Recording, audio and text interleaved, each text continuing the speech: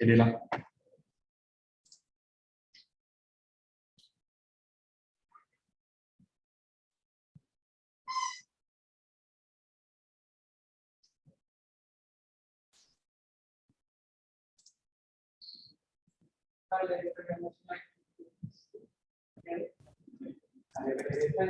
Allô, oui, bonjour. Bonjour. Vous m'entendez? Oui, très bien, merci. Vous arrivez à bien m'entendre? Oui, oui, oui, excellent. Parfait. Bonjour, Madame Fontaine. Bonjour. Vous nous entendez bien? Oui, parfait. Très bien. Vous mettez vous en langue comme ça, intervenante de pouvoir. Et vous en langue. D'accord. Merci.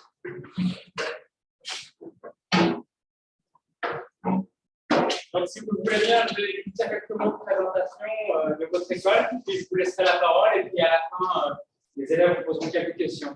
Très bien. Très bien. Parfait. Donc, vous avez ici Marie Fontaine, donc, qui représente les frais. Donc, les frais, vous m'arrêtez si je me trompe, mais le Figaro, étudiant en 2021, vous avez versé première école d'ingénieur dans l'informatique, le numérique et les mathématiques. Donc, tout à fait. 1000 entreprises partenaires, ça c'est un point très important, le partenariat avec les entreprises. Et vous êtes sur deux sites, vous avez un campus à Bordeaux et un campus à Paris. Tout à fait. Donc voilà, en résumé, quelques mots sur l'école d'ingénieur. Et puis maintenant, je vous laisse la parole pour en dire plus à nos jeunes. Ok, très bien. Mais écoutez, je vais commencer par partager mon écran, comme ça vous avez… Ah mince, je ne peux pas partager mon écran, malheureusement. Bon. Vous n'avez pas laissé la main, c'est ça? Ça met l'animateur à désactiver le partage d'écran par les participants. Alors… Je pense qu'il faut aller sur participants. Peut-être que je peux demander… Alors, je vais voir ça tout de suite. Participants. Autorisé.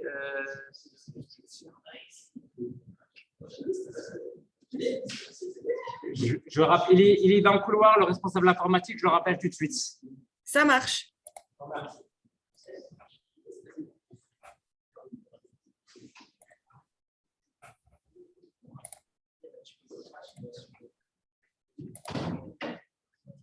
Oui, dans 2 secondes, je vais vous donner l'accès. Merci. Et voilà, c'est parti. Ok, parfait. Ça va marcher là. Ok. Hop, très bien. C'est en train de charger. Alors, est-ce que vous voyez bien mon écran? Ok, très bien. Mais écoutez, merci beaucoup d'être présent aujourd'hui pour cette présentation des frais. Donc, tout d'abord, moi, je vais commencer par une petite présentation des métiers du numérique, parce que souvent, les étudiants entendent beaucoup parler de numérique, de transformation digitale, mais on ne sait pas vraiment quels sont vraiment les métiers et les formations que l'on peut suivre pour accéder à ce type d'emploi. Donc, avant toute chose, dans quel secteur est-ce qu'on va trouver du numérique? À vrai dire, là, le numérique, il est à peu près dans tous les secteurs. Il devient omniprésent, que ce soit dans le bâtiment, dans la santé. Maintenant, vous voyez, vous pouvez réserver des créneaux de médecins en ligne via des applications. Dans l'éducation, également, tous les cours que vous avez, par exemple, en ligne, toutes les ressources que vous recevez en ligne, c'est possible grâce à notamment des ingénieurs, des développeurs, puis bien sûr les médias, les transports ou encore dans le domaine de l'agriculture. Alors, le type de projet qu'on peut avoir dans le domaine du numérique, ça va être aussi, par exemple, dans le social, la création, par exemple, d'applications de recherche d'emploi. Dans l'artisanat, donc là, l'exemple qui est ici, c'est le prototypage 3D dans la bijouterie, mais ça peut être aussi dans la santé. Par exemple, avec une imprimante 3D, que vous programmez la création d'un objet avec votre ordinateur, avec l'imprimante 3D, et vous pouvez créer, par exemple, des prothèses Dans le domaine des dentaires aussi, tout ce qui est les couronnes, par exemple, les gouttières que vous avez chez le dentiste, ça, en fait, ça peut être fait à l'imprimante 3D et c'est programmé via un ordinateur. Et je vais finir par toujours sur le domaine de la santé. Donc, il y a davantage d'applications qui sont créées et les médecins ont besoin, par exemple, de statistiques pour donner, par exemple, le meilleur traitement pour leurs patients.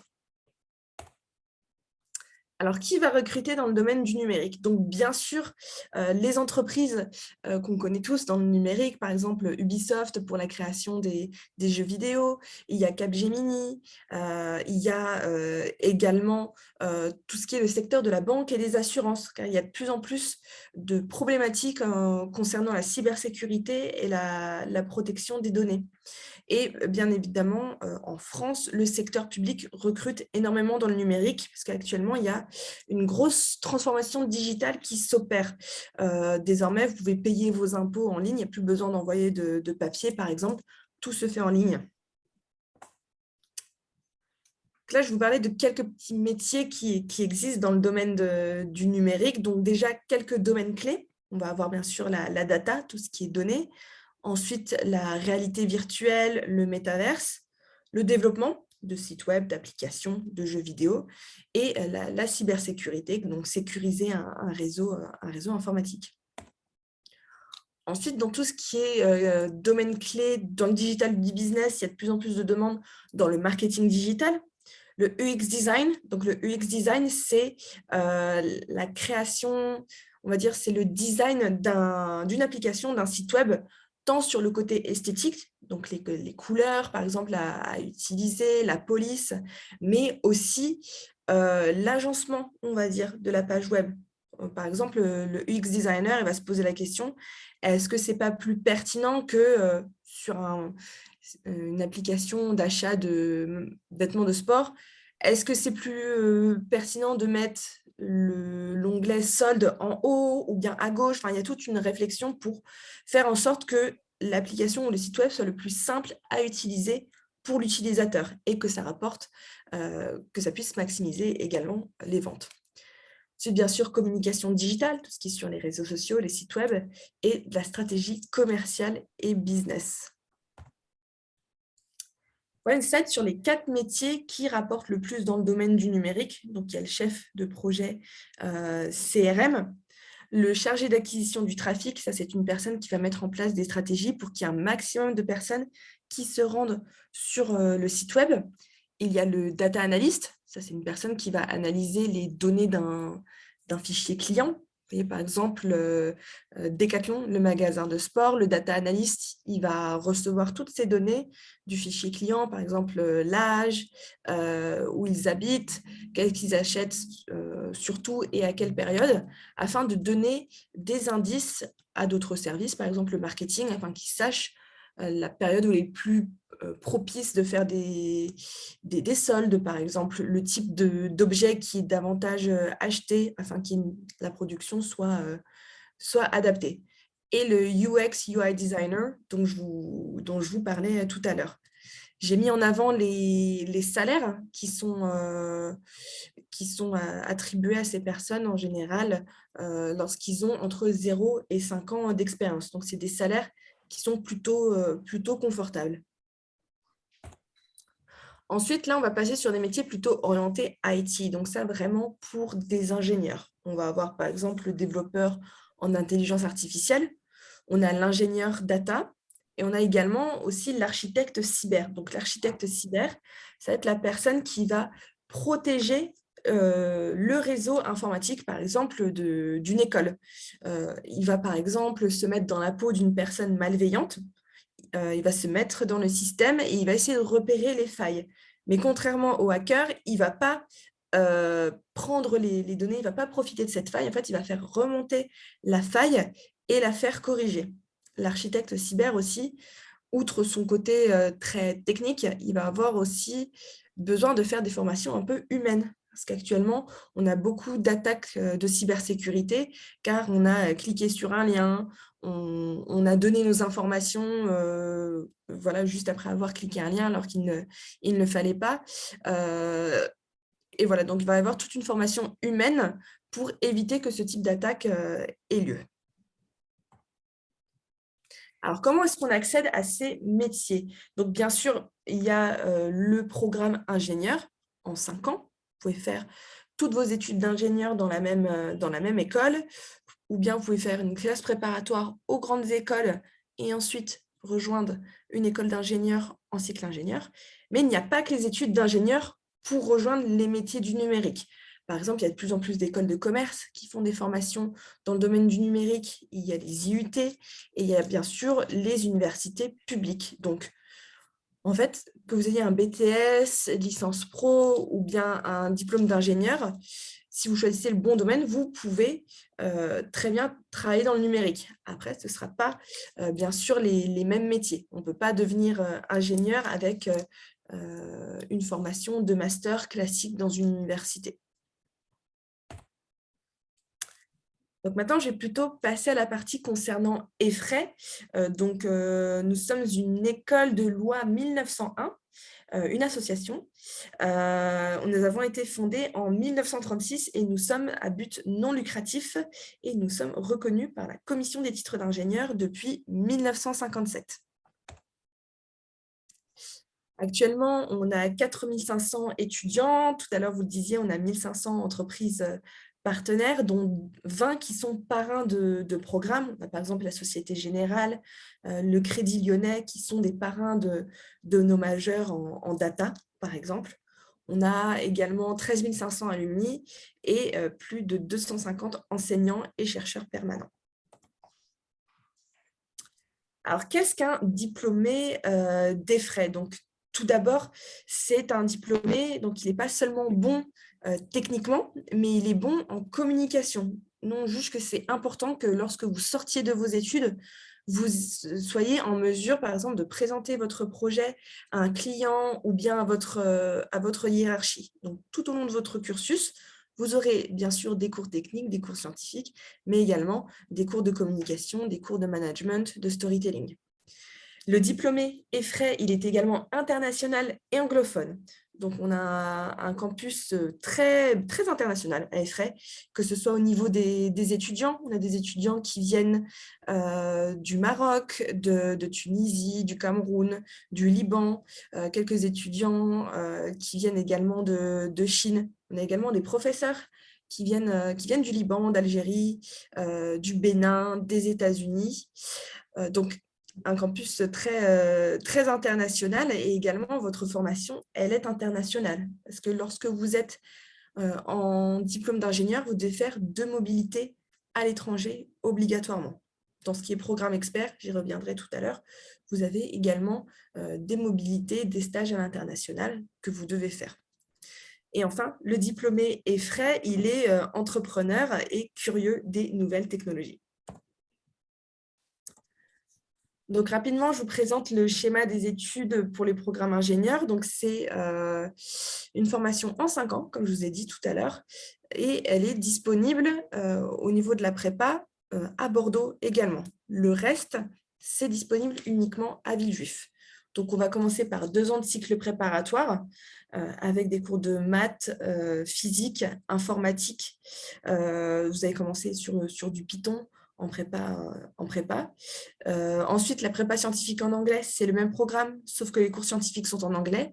Et ensuite, il y a la prépa biologie et numérique, où on va retirer quelques cours de physique et y mettre de la biologie. C'est principalement pour devenir biostatisticien, travailler dans la médecine connectée. Et on a également la prépa plus. Là, ça concerne les étudiants qui ont choisi un bac STI 2D ou bien un seul enseignement scientifique en terminale. Donc, après cette prépa, que vous pouvez rejoindre post-bac, il y a le cycle ingénieur. Vous pouvez très bien faire 2 ans d'études ailleurs avant de rejoindre le cycle ingénieur. Et c'est lors de ce cycle ingénieur que vous allez vous spécialiser. On a actuellement 14 majeurs. Par exemple, Digital Transformation, donc c'est le passage vraiment, par exemple, je mentionnais les impôts tout à l'heure, que vous devez désormais payer en ligne. en France. On a également imagerie et réalité virtuelle, pour travailler dans tout ce qui est jeux vidéo, animation. Un pôle plutôt dans tout ce qui est cybersécurité. Un pôle également en système embarqué avec système robotique et drone. Et enfin, une filière dans tout ce qui est data science. Ça, ce sont des formations qui se déroulent avec des cours et des stages. Mais on a également un parcours en alternance, en logiciel système d'information, réseau et sécurité, ou bien encore en big data and machine learning.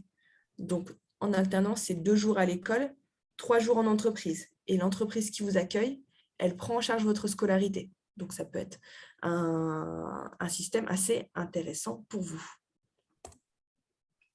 Ensuite, je vais passer au programme expert du numérique. Donc là, contrairement au programme grande école où on a une grosse exigence sur les maths, sur la physique, là, on va accepter les étudiants qui viennent vraiment de toute spécialité. Donc, si vous avez choisi anglais et histoire géo, mais que ça vous plaît beaucoup, le développement de sites web, que vous êtes curieux par rapport à ça, vous êtes les bienvenus. On va avoir 2 pôles, le pôle technologie et numérique, avec des bachelors, par exemple, développeurs web applications, cybersécurité ethical hacking, un BTS SEO, et un pôle digital et management, avec notamment un bachelor en marketing et gestion de projet digital, ou bachelor business et nouvelles technologies. Là où il est point rouge, ça veut dire que c'est à Bordeaux. Toutes ces formations-là ont un minimum un titre RNCP, donc c'est un titre reconnu par le ministère du Travail. Et ensuite, on va avoir des formations avec, par exemple, un grade de licence. C'est le cas du bachelor ingénierie numérique, ingénierie et cybersécurité. Le BTS SEO a également, c'est un BTS, c'est un diplôme d'État. Et ces 3 diplômes que je viens de vous citer, si vous vous en sortez bien pendant ces études-là, vous pouvez éventuellement faire une passerelle vers le cycle ingénieur. Parce qu'en fait, dans ces formations-là, vous aurez toujours quelques enseignements scientifiques. Les autres, plus de maths, plus de physique, c'est vraiment directement de la technique. Donc, c'est plus professionnalisant. Et le format d'ailleurs de ces formations, c'est que vous faites 2 ans en initiale avec des cours et des stages. Et la 3e année, elle se fait en alternance. Et ensuite, quand vous poursuivez en master, là, c'est 100% en alternance également. On est sur un rythme 1 semaine à l'école, 2 semaines en entreprise. Là, c'est quelques mots par rapport à l'alternance, mais on l'a déjà mentionné tout à l'heure. Donc, aussi, également, ce que je souhaitais souligner, c'est que vous êtes vraiment accompagné lorsque vous êtes dans vos recherches d'alternance. Il y a le classique, bien évidemment, les CV, les lettres de motivation, simulation d'entretien, mais il y a également la mise en relation avec nos partenaires qui nous envoient des offres d'alternance, des offres de stage que nous allons communiquer à vos étudiants. Il y a également beaucoup d'ateliers qui ont lieu tout au long de l'année. Quelques mots sur la vie de l'école, parce que j'ai beaucoup parlé des métiers du numérique, des formations, mais il y a également une vie associative très riche à Effray. On a plus de 62 associations dans à peu près tout, dans l'humanitaire, l'international. On a par exemple une association de sport, une association de rugby, une de théâtre. On a également une association d'échecs, ça ne me vient plus en tête, excusez-moi, mais on a des associations un peu dans tout. Et s'il n'y a pas votre hobby dans les associations, vous pouvez toujours aller voir le pôle association à Effray et proposer votre projet. Et des fonds vous seront attribués pour mettre en place vos actions. Donc là, l'investissement vraiment dans la vie de l'école également, ça compte dans votre notation. Donc, si vous investissez dans les associations, si vous faites la promotion de l'école, si vous participez à des conférences, des visites d'entreprise, ça vous donnera des points sur une note sur 20 et ça vous permettra d'avoir des bonus sur votre moyenne. Voilà, je pense que c'est tout pour moi. Je termine sur quelques photos de notre campus à Paris. Donc, en haut, c'est à gauche, vous allez avoir le Innovation Lab, où vous allez avoir accès à des machines comme les imprimantes 3D, une découpeuse laser. C'est accessible à tout étudiant qui fait une petite formation pour utiliser les machines, et ça peut être pour des projets dans le cadre de vos études, mais aussi des projets personnels. En bas, donc, on a une salle Mac, parce que vous devez apprendre à vous servir du système PC comme Mac. Et en bas à droite, c'est notre Student Hub. C'est un bâtiment sur 3 étages dédié à 100% aux étudiants. Donc, pas de salle de cours là-bas, mais des salles pour vous détendre, pour vous réunir, pour les associations. C'est vraiment votre espace à effet. Voilà, écoutez, si vous n'avez pas plus de questions, on peut passer aux questions. Oui, merci Madame Fontaine. En tout cas, merci de nous avoir accordé le temps à samedi matin, c'est pas toujours évident. Et donc, les étudiants ici, les élèves ont quelques questions, et puis si parfois il y a un petit peu de timidité, s'il y a encore des questions, moi j'ai quelques questions pour lancer le débat, et puis après, généralement, eux, ils comprennent rien. J'ai un élève à côté de moi qui a une question. Vas-y, il est bien là-bas. Quelles sont vos universités partenaires pour les doubles diplômes? Alors, pour les doubles diplômes, on va avoir 2 catégories. On va avoir les doubles diplômes en France, par exemple avec Audencia ou Grenoble École de Management, pour avoir un diplôme, par exemple, d'ingénieur manager.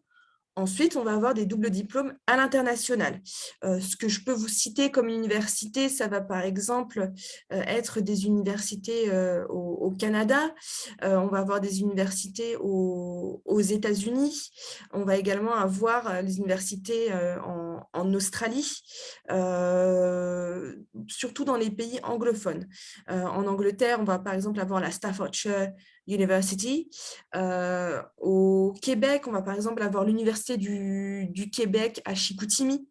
Voilà, ça, c'est les noms qui me reviennent actuellement. Mais en tout cas, c'est surtout en fait, dans les pays anglophones que nous allons avoir des doubles diplômes. Merci. Je vous en prie. D'autres questions? Il ne faut pas hésiter, hein, vous avez une opportunité intéressante. Si vous décidez au études numériques, là, vous avez la chance d'avoir personne spécialisée dans le domaine qui peut vous répondre à vos questions. Comment la sélection des élèves? Alors, la sélection. Donc, si vous êtes là en terminale avec 2 spé scientifiques, il faudra vous rendre sur Parcoursup et choisir le concours Puissance Alpha. Le concours Puissance Alpha, c'est un concours commun à 18 écoles d'ingénieurs françaises. Donc, en fait, quand vous allez sur Parcoursup, vous faites un vœu, Puissance Alpha, et ensuite, vous faites des sous-vœux. Vous choisissez les écoles qui vous intéressent et les prépas qui vous intéressent. Donc, il y a notamment, par exemple, vous pouvez choisir Effray, la prépa à Bordeaux, la prépa internationale à Villejuif, ou bien la prépa classique à Villejuif. Ensuite, votre dossier sera une première fois évalué et tout étudiant devra passer les épreuves de sélection qui ont lieu le 22 avril, sauf si vous êtes grand classé. Les grands classés, en général, c'est les étudiants qui sont autour de 15-16 de moyenne, donc ils n'ont pas besoin de passer les épreuves écrites qui se déroulent le 22 avril. Donc, en fait, il y a une première évaluation des dossiers pour repérer en fait ces grands classés et leur dire « vous n'avez pas besoin de passer le concours ». Et donc, en général, ceux qui sont grands classés, c'est un très bon signe pour vous. Hein. C'est que vous avez de grandes chances de nous rejoindre. Pour les autres, passage des épreuves. Les épreuves, ça va être mathématiques, ensuite deuxième spé scientifique, soit physique, soit NSI, soit biologie, français et anglais. Et ce sont des QCM. Là, comme vous êtes actuellement au Qatar, vous n'êtes pas obligé de revenir en France pour passer les épreuves. Vous pouvez les passer en ligne, sous forme de QCM. Ce concours, ça compte à 40% dans la notation, et les autres 60%, ça va être votre dossier scolaire, donc de seconde, première, terminale, vos notes, les appréciations de vos professeurs et la lettre de motivation. Si vous avez un enseignement scientifique pour la prépa plus, là, c'est évaluation de dossier et oral de motivation. Pareil, en ligne. Pour les programmes experts du numérique, évaluation de dossier et entretien de motivation qui se déroule en ligne. Voilà, j'espère que j'ai répondu à votre question. C'est très clair, merci. Une question? Alors, vous n'avez pas, peut-être que vous l'avez dit, j'ai été distrait, donc je m'en excuse par avance, mais le pourcentage d'insertion dans les entreprises, c'est-à-dire est-ce que le taux de personnes, d'étudiants que vous arrivez à casser dans les entreprises, est-ce que c'est un domaine qui connaît le chômage, par exemple? Alors, actuellement, là, nos étudiants, 96% d'entre eux trouvent un emploi dans les 2 mois après leur diplomation. En général, nos étudiants, par exemple, ingénieurs, ils finissent leur scolarité par un stage de fin d'études et beaucoup sont embauchés dans le stage d'études qu'ils ont effectué. Il y a aussi des étudiants qui sont en alternance. Et en général, une entreprise qui prend un étudiant en alternance, c'est parce qu'elle souhaite la former vraiment à ses méthodes à elle. Elle paye la formation. Donc, c'est un certain coût, c'est un investissement pour elle. Donc, elle ne veut pas lâcher les étudiants qu'elle a pris en alternance. Et actuellement, il y a une grosse demande d'ingénieurs, de personnes qui travaillent dans le domaine du numérique. Donc, c'est une formation qui permet de trouver un emploi assez facilement. 96%, c'est un excellent chiffre. Ça veut dire que les autres, dans les 6 mois qui arrivent, ils arrivent à se caser. Oui. Ou bien ils font de leur propre entreprise. Il y a aussi des étudiants, du coup, ils ne sont pas employés, mais ils font de leur propre entreprise suite à leurs études également. Vous avez des questions, les gars?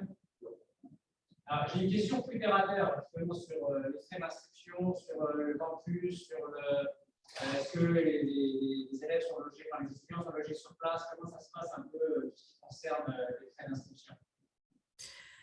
Alors, concernant le logement, nous, alors il n'y a pas de logement qui nous appartiennent, mais on travaille avec des partenaires. Donc, on a bien sûr le public, le Crous, on a des résidences à une vingtaine de minutes du campus, et on a également des résidences à 5 et 10 minutes à pied, mais là, ce sont des résidences privées. Donc, le Crous, on va être autour de 400 € par mois, et les résidences privées, on va plutôt aller sur du 650, 700 € par mois. Ce qui est, à mon avis, c'est assez correct, en fait, vu l'espace qu'il y a, parce que c'est des studios d'une vingtaine de mètres carrés. Pour la région parisienne, 700 €, c'est assez abordable. Et il y a certaines résidences qui sont au-dessus d'une de nos annexes. Donc, pour obtenir en fait une place dans ces résidences-là, nous, on a une personne ressource à Effray qui se charge de monter le dossier et les transmettre à nos partenaires pour attribuer une place de logement. Donc, voilà comment ça se passe à Effray si vous avez besoin d'un logement. Merci. Y a-t-il un format spécifique pour les lettres de motivation? Excusez-moi, je n'ai pas bien compris votre question. Y a-t-il un format spécifique pour les lettres de motivation où on peut la faire personnaliser? Alors, je ne dirais pas qu'il y a un format spécifique pour votre lettre de motivation, mais moi, le conseil que je peux vous donner, c'est de montrer que vous êtes intéressé par le domaine du numérique.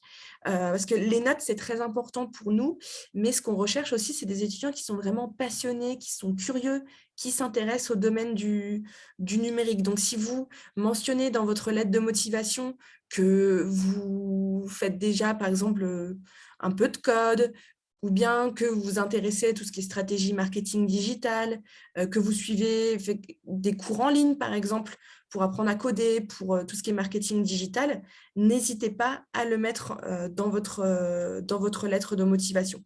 Voilà le conseil que je pourrais vous donner, mais pas de format vraiment particulier. Merci. Les études post-bac, on a souvent en France un taux important d'élèves qui se redirigent après leur première année parce que c'est bien trop difficile ou bien ça ne correspond pas à ce qui leur plaît. Qu'en est-il de ces élèves qui arrivent, ces étudiants qui arrivent en première année? Est-ce que vous avez le même syndrome à Effray ou pas? Alors, bien sûr, on a toujours des étudiants qui se rendent compte après quelques semaines, un semestre, que ce n'est pas la formation qui leur convient.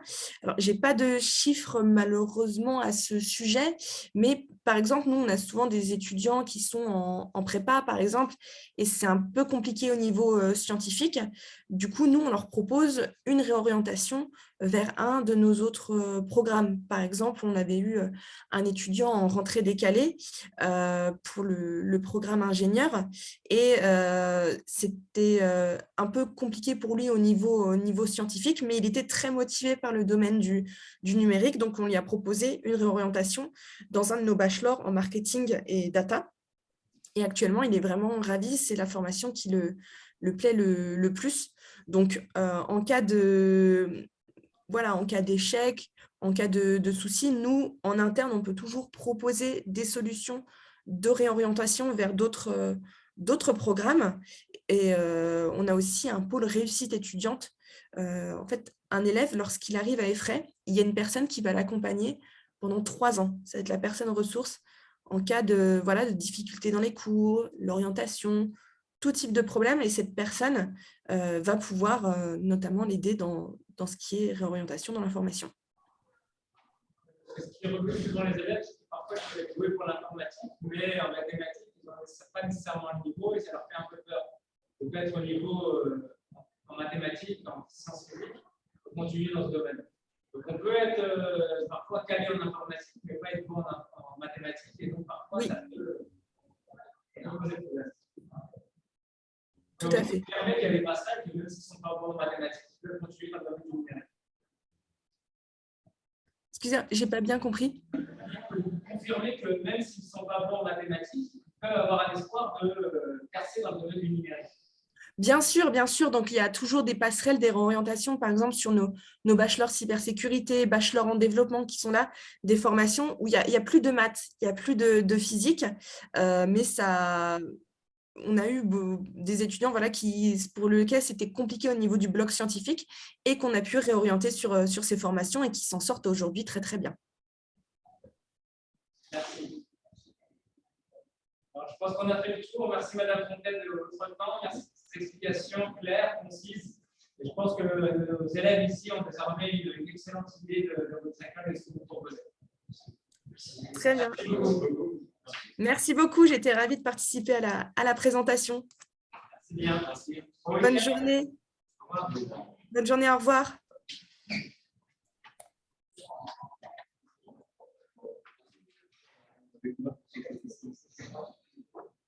J'avais pas beaucoup d'imagination. Moi,